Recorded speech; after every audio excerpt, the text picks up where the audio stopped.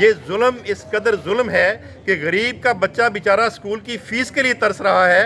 غریب بچے لوگ بیچارے پریشان ہیں کہ اپنے بچوں کے علاج کیسے کروائیں، لیکن ان کے للے تللے ختم نہیں ہوتے. نعرہ تکبیر، مہنگی بجلی، مہنگی بجلی، مہنگی بجلی، پٹرول کی قیمتیں، پٹرول کی قیمتیں، پٹرول کی قیمتیں.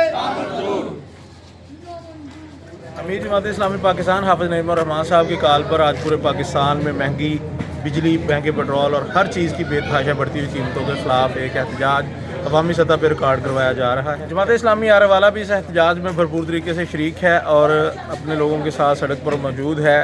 حکومت پاکستان جنگ کے بہانے سے، انڈیا سے جنگ کے بہانے سے، ایران امریکہ جنگ کے بہانے سے مہنگائی کو کرتی چلی جا رہی ہے. گڈ گورننس نام کی اور یا گورننس نام کی کوئی چیز کہیں پہ نظر نہیں آتی. اور ظلم پر ظلم یہ ہے کہ حکومت پاکستان 117 روپے سے 178 روپے پہ لیوی کو لے گئی ہے مہنگائی کرتے کرتے. اب یہ سمجھ یہ نہیں آتی کہ یہ لیوی بڑھانا کہاں کا مہنگائی کو کم کرتا ہے. دوسری طرف ایک طرف دعوے ہیں کہ دل پہ پتھر رکھ کے پٹرول کی قیمت بڑھائی جاتی ہے اور دوسری طرف عالمی مارکیٹ پہ تیل کے بڑھتے ہوئے پیمانے کو بہانہ بنایا جاتا ہے، لیکن ساتھ لیوی بڑھا دی جاتی ہے. اب سمجھ یہ نہیں آتی کہ کون سا انٹرنیشنل مارکیٹ کا ایسا ریکٹر ہے جو یہ ان سے کہتا ہے کہ آپ ساتھ لیوی کو بھی بڑھا دیں اور عوام کا رہا سا خون پسینہ بھی نچوڑ دیں. الرحیم، آج حافظ نعیم الرحمان امیر جماعت اسلامی پاکستان صاحب کے حکم کے اوپر پورے پاکستان کے اندر مہنگائی اور بے روزگاری کے خلاف احتجاج ہو رہا ہے. یہ جو لوگ 118 روپے پیٹرول پہ چیختے تھے اور جب روٹی 15 روپے کی ہوئی تھی تو یہ چیختے تھے، آج 50 روپے کی روٹی پہ اور 400 سے اوپر پیٹرول کا ریٹ ہو گیا ہے، تو اب ان کی چیخیں پتہ نہیں کہاں بند ہو گئی ہیں. میں بالکل اس بات کے اوپر پورے پاکستان کے اندر آج جماعت اسلامی احتجاج کر رہی ہے اور ہم عارف والا کے اندر یہ احتجاج کر رہے ہیں. اور بالکل یہ پیٹرول کی قیمتیں اور یہ ساری کی ساری مہنگائی بالکل منظور نہیں ہے. اور جس طرح سے ان لوگوں نے خود تو 11 ارب روپے کے جہاز خرید لیے اور جو چیئرمین سینٹ کے لیے 9 کروڑ روپے کی پراڈو گاڑی خرید لی لینڈ کروزر، حالانکہ اس کے پاس اس سے مہنگی گاڑی پھر پہلے بھی استعمال کے لیے موجود تھی. یہ ظلم اس قدر ظلم ہے کہ غریب کا بچہ بیچارہ اسکول کی فیس کے لیے ترس رہا ہے. غریب بچے لوگ بیچارے پریشان ہیں کہ اپنے بچوں کے علاج کیسے کروائیں، لیکن ان کے للے تللے ختم نہیں ہوتے اور ان کی عیاشیاں ختم نہیں ہوتی. اور آئے دن یہ بیرون ملک کے ممالک کے دوروں پہ چلے ہوتے ہیں، اس پہ کتنے اخراجات ہوتے ہیں آپ کو اندازہ ہی نہیں ہے اس بات کے اوپر.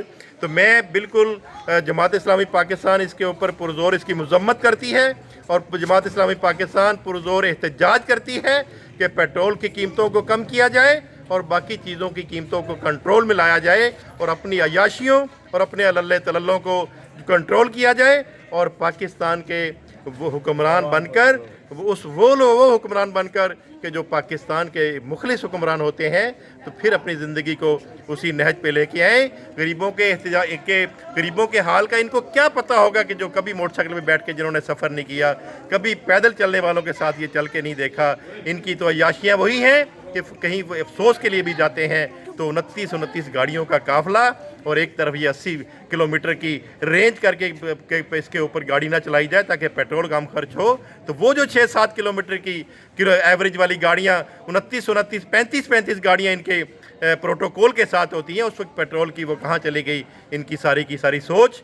میں یہ عرض کرتا ہوں کہ جتنا پچھلے کئی سالوں کے اندر یہ لوگوں سے جرمانے وصول نہیں کیے گئے تھے، اتنے انہوں نے یہ بدماشی کر کے کہ موٹر سائیکل والوں سے اور انفرادی لوگوں سے، چھوٹی گاڑیوں والوں سے اور مختلف لوگوں سے 3 مہینوں کے اندر انہوں نے 12 ارب روپیہ جرمانہ اکٹھا کیا ہے، جس کا محترمہ مریم نواز صاحبہ نے اپنا 11 ارب کا جہاز خرید لیا اور ابھی تک یہ اس بدماشی سے باز نہیں آ رہے.